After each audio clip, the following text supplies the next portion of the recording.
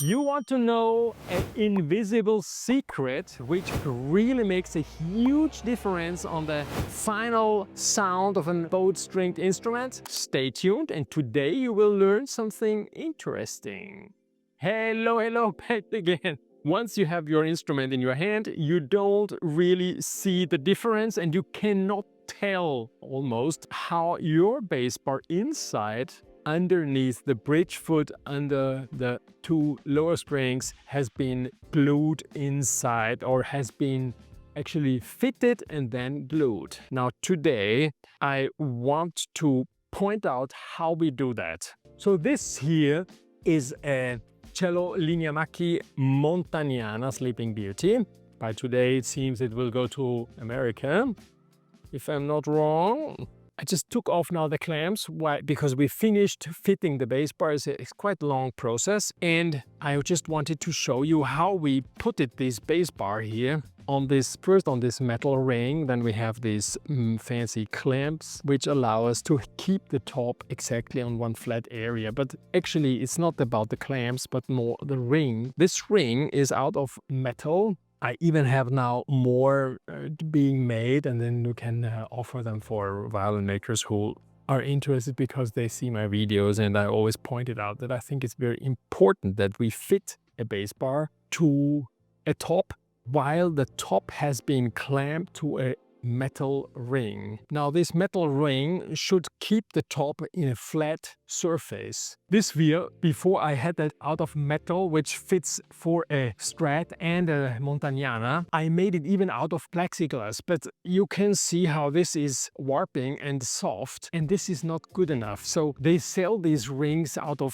plexiglass, plastic and cheaper material. But believe me, doing this kind of work, you wouldn't believe so, but it makes a huge difference if you can rely that this is a flat surface. Especially these bowed instruments, which a little bit like a turtle or something like this, where there's no straight line. Surface of the top is actually a crucial starting point to set up all the rest of your instrument. So I really think this is more important than you would actually believe, yeah? So I would suggest to use only a metal one. Now my recent final approach is inox 4mm. This is good for cello, for violin. It's easy to handle. It's heavy, but it's very stable. Then you can put the bass bar. Marco just glued in this morning violin. I just wanted to show you. This is the top of Cofrilla from Min. That's a very nice model and also a very good sounding one. Now Min has finished everything, has already prepared, and she was almost gluing it in. And just now we have to do that. Edgar's doing it in front of the camera. Everything precise here. Very nice surface. All fine. Line here is signed. Where is this center line? And then she also put it on the height of the final shape. So then she reduced it. And then I put here on top here a camphor, maybe 2 or 3 times.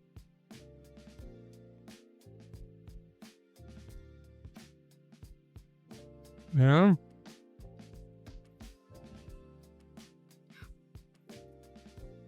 Beside the fact that the bass bar has to be on a specific position, which is a position specifically found because of the size of the bridge, okay? And what kind of bridge is another video, but it needs to be in a specific point.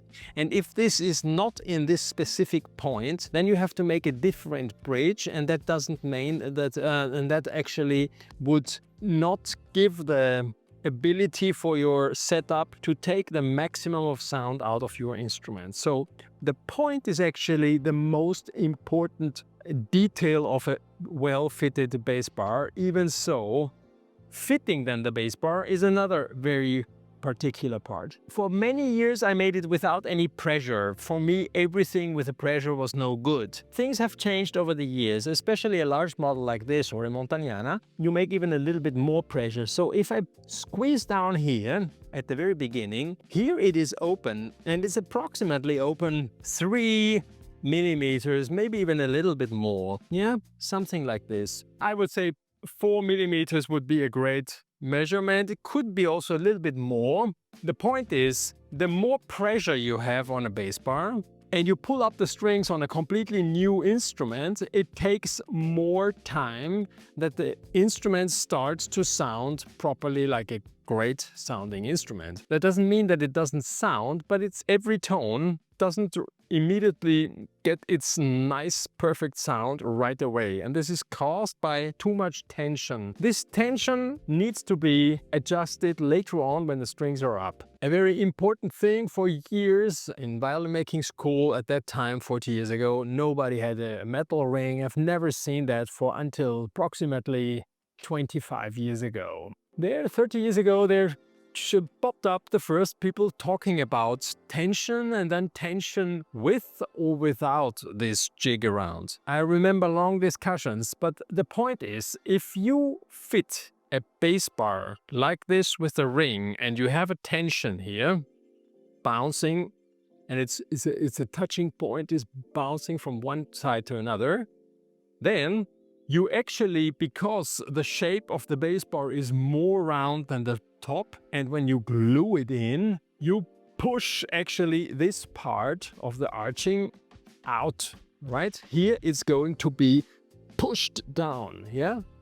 And that's actually the key point. This is exactly what you want with the pressure, that where the bridge is standing, that it is a little bit pushed up. Now, if you would do the same thing without the metal ring, and you would now make a pressure, then you do nothing else than bending around the top to the rounded bass bar, to the more rounded bass bar. And that means that you glue it like that, let's say without this metal ring, and when you close the body and you put the top with the bass bar with the pressure and the top bent around the arched bass bar on the ribs, you do nothing else than pushing the arching actually more inside, more down, yeah? So then you see instruments where from the very first moment, before there is even a bridge standing on that top, these wings of the F-holes are already much up, because here it is actually already from the very first day without pressure of the strings, already under pressure.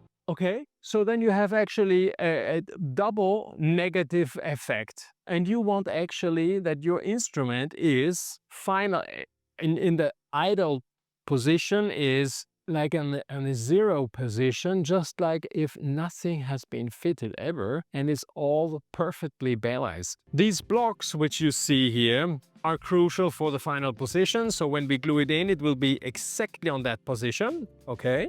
And that guarantees us that we have always this right position, and it guarantees us while that we have the fitting process. At the end, we use also chalk and things like this to see better where it is touching and not, and when to give the right shape. It takes a few days to do a great bass bar like this. When we glue it in, I didn't want to talk about the glue, but I have to. There are some nice white glues. This one here is the American one. In guitar making, they use a lot the Tide Bond because actually it's a strong glue, and yeah, you can open up glued surfaces with this white glue, but it's not used in violin making. Maybe in the violin making school we used it for gluing all the ribs or something, and some violin makers at that time, 30 years ago, were even doing the joints with it. I think it's better to use the glue which the great old masters used, and this is nothing else than animal protein or animal glue. For violin making, it is gross, and I didn't want to talk about it, and I don't want to go too much further. If you have an option which could be reversible glue, because this is the point that why we don't use the white glue, a reversible glue which is strong like an animal glue, a hide glue we're using in violin making, leave a comment below. I don't know any. One part that instruments are aging and so good over the years is also that they are all, you can restore them, they're reversible. Very good. So now let's glue in here the bass bar. Important is that there is a warm room, no air which is circulating, otherwise this glue makes immediately like jelly, and then it would make a thick surface. I just want to show you so you see how the glue looks like. It's liquid but not too much, yeah? It's just because of the right temperature. Here this is a baby bottle heater. Now let's put here on some glue, and then just to be sure, we put it in the right position. We make a little bit like this here, bounce a little bit, and then take it out again and make one more layer of glue, and then we clamp it here.